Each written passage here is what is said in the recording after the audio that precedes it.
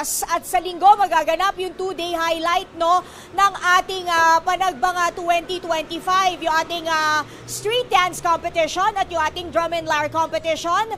Paparada yan bukas sa kahabaan nitong Session Road kung saan tayo na andito ngayon. Nabuhay na. Dami ng tao, no? And of course, on Sunday, dito rin ang ruta ng ating Floral Float Parade papunta ng Burnham Park. So ngayong nag-uulan, tinanong natin yung organizers ng Panagbanga Festival.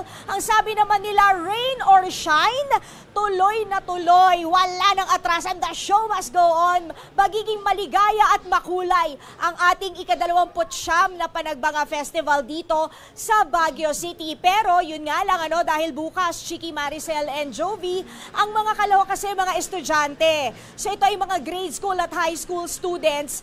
Sabi naman ng Baguio Flower Festival Committee, kung sa tingin ng kanilang mga principal o mga nakakataas sa kanilang mga eskwelahan ay isa itong magiging health hazard or risk para sa mga estudyante, pwede naman silang hindi na sumali sa competition. So kumbaga tuloy pero walang pilitan na mangyayari. Okay. Laila, namimiss ko mag-cover ng Panagbanga kasama ka dahil ikaw lagi kong partner dyan.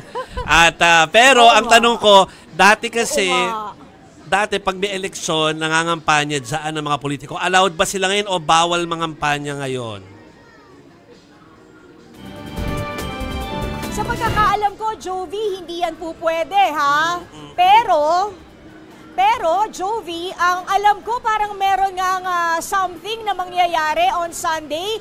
Baka kasi ma-preempt ko, so hindi ko muna sasabihin. Okay. Pero alam ko may mangyayari sa Sunday sa Floral Float Parade. So babalitaan ko na lang kayo tungkol doon. Okay. Pero kamusta pala yung regarding naman the parade, Jovi, bukas.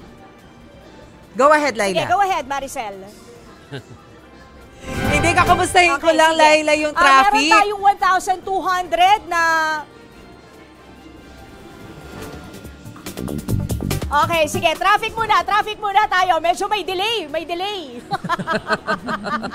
Okay, dito muna tayo sa traffic situation.